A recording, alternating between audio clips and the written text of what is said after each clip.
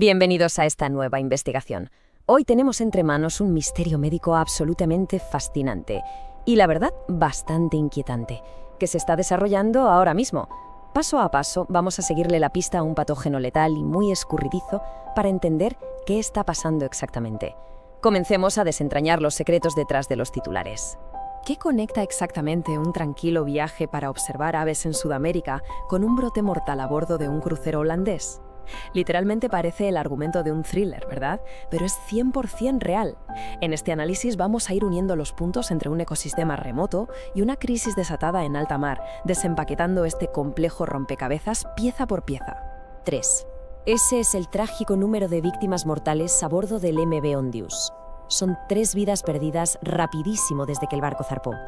Y esto nos deja clarísimos desde el primer momento que las apuestas están por las nubes y que la amenaza a la que nos enfrentamos actúa a una velocidad letal. Sección 1. Crisis en el crucero. Vale, vamos a meternos de lleno en esto para ver cómo un entorno de lujo se convirtió de repente en la zona cero de una crisis. Fijaos en cómo avanzó el reloj de la crisis. Todo arranca en la primera semana, el 1 de abril, cuando el crucero sale de Ushuaia, en Argentina. Unas vacaciones totalmente normales, ¿no? Pero ojo, porque apenas 8 días después, en la segunda semana, el primer pasajero empieza a mostrar síntomas. Si saltamos a la quinta semana, el 7 de mayo, el panorama es radicalmente distinto. El barco tiene que poner rumbo a las Islas Canarias, aquí en España, bajo una cuarentena sanitaria estrictísima. Lo que iba a ser el viaje de sus vidas se convirtió en una emergencia médica en toda regla. Para hacernos una idea de la magnitud actual del problema, tenemos 5 casos confirmados y un total de 8 reportados. Ahora mismo los pasajeros están totalmente aislados en sus camarotes. Y la cosa no acaba en el mar, porque la Organización Mundial de la Salud y las autoridades internacionales están trabajando a contrarreloj, haciendo un rastreo de contactos enorme en el Reino Unido, Suiza y los Países Bajos, buscando a personas que bajaron del barco antes de que saltaran las alarmas. Pasamos a la sección 2. ¿Qué es el hantavirus? Vamos a alejarnos un momento del barco y a ponernos la bata de laboratorio para entender la ciencia pura y dura detrás de este patógeno. Básicamente, el antagonista de nuestra historia, el hantavirus, es una familia de virus que habitualmente portan los roedores silvestres. Su forma de contagio es silenciosa. Los humanos nos infectamos al inhalar polvo contaminado por la orina, las heces o la saliva de estos animales. Lo normal, y esto es clave recordarlo para luego, es que no sea una enfermedad que se transmita de humano a humano. Y esto ilustra a la perfección cómo esta familia de virus tiene diferentes firmas clínicas, dependiendo de en qué parte del mundo estemos. Por un lado tenemos la fiebre hemorrágica con síndrome renal, que ataca principalmente a los riñones en Europa y Asia. Pero el brote del crucero es el otro, el síndrome pulmonar por hantavirus. Es la variante que predomina en el continente americano y es brutalmente agresiva, porque su objetivo principal es colapsar los pulmones del paciente. Sección 3. Síntomas y cronología letal. Entender los tiempos de este ataque nos ayuda a ver por qué todo escaló tan rápido a bordo. Resulta que el hantavirus es un maestro del disfraz. Primero, tiene un periodo de incubación fantasma enorme, que puede ir desde 1 hasta 8 semanas enteras. Luego, ataca. Pero durante las primeras 72 horas, los síntomas son clavados a los de una gripe normal. Fiebre, dolores musculares. Así que diagnosticarlo pronto es dificilísimo. El verdadero problema llega entre los días 4 y 10. Ahí, la trampa se cierra rapidísimo. Los pulmones se empiezan a llenar de líquido y el paciente sufre una dificultad respiratoria extrema. Y aquí vemos un dato demoledor, un 38%. Esa es la altísima tasa de mortalidad del síndrome pulmonar por hantavirus, más de un tercio de los casos, frente a un 62% de supervivencia. Con una cifra así de severa, se entiende perfectamente por qué los afectados requieren oxígeno continuo y muchísimas veces intubación mecánica urgente simplemente para poder seguir respirando.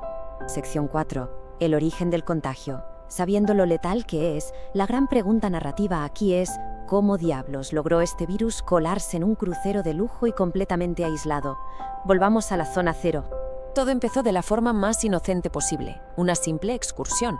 2 de los turistas del barco habían estado viajando por Argentina, Chile y Uruguay en una ruta para observar aves. Resulta que durante esa expedición en la naturaleza acabaron interactuando sin saberlo con el hábitat de una especie de rata que portaba el virus. Ese fue el contacto minúsculo e imperceptible que desencadenaría toda la crisis semanas después.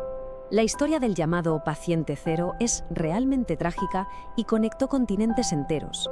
El hombre enfermó primero, el 9 de abril en el barco, pero como parecía una gripe más, nadie sospechó del hantavirus.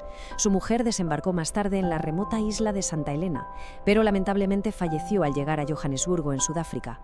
Y fue justo ahí, analizando sus muestras médicas, donde por fin se confirmó que era hantavirus, haciendo saltar todas las alarmas internacionales. Pero aquí viene el gran giro de guión de esta historia. Ahora, lo verdaderamente interesante aquí es lo que dice Anaïs Legand, experta técnica de la OMS. Llama a este brote algo sumamente inusual. ¿Por qué? Porque en el encierro del crucero, el contacto constante y estrecho hizo que el virus cruzara una línea roja biológica. Pasó de persona a persona. Estamos hablando del primer caso documentado de transmisión entre humanos para esta variante del virus en concreto. Un auténtico cambio evolutivo en las reglas del juego. Sección 5. ¿Una nueva pandemia global? Claro, oyes hablar de un virus respiratorio letal que muta en un barco cerrado y es imposible no preguntarse, ¿nos enfrentamos al inicio de otra gran crisis sanitaria mundial? Pero vamos a rebajar un poco esa ansiedad, porque las autoridades han sido clarísimas. María Van Kerkhove de la OMS lo dice tajantemente: quiero ser inequívoca al respecto, esto no es el SARS-CoV-2. Esto no es el inicio de una pandemia como la COVID-19. Al contrario que el coronavirus, este hantavirus no se propaga con una facilidad explosiva. Necesita un contacto súper íntimo y sostenido en el tiempo. Por eso, el director general de la OMS ha evaluado el riesgo para el público general como bajo. Un respiro inmenso tanto para la gente en las Islas Canarias como para el resto del mundo. Aún así, hay un número que no podemos perder de vista en el horizonte, el 6. Como el virus puede incubarse de forma silenciosa hasta 6 semanas completas, el director de la OMS advirtió que es bastante probable que sigan apareciendo algunos casos nuevos vinculados a este crucero. No estamos ante una nueva pandemia, está claro, pero la vigilancia epidemiológica tiene que seguir siendo implacable. Entonces, el punto crucial es saber cómo protegernos a nivel práctico, ya sea limpiando un garaje, un cobertizo o yéndonos de acampada. Los protocolos de los CDC y Medline Plus son súper estrictos. Primero, ventilar los espacios cerrados durante 30 minutos antes de entrar. Segundo, importantísimo, nunca hay que barrer o aspirar en seco para no levantar ese polvo peligroso. Hay que rociar nidos o excrementos con una solución de lejía al 10%.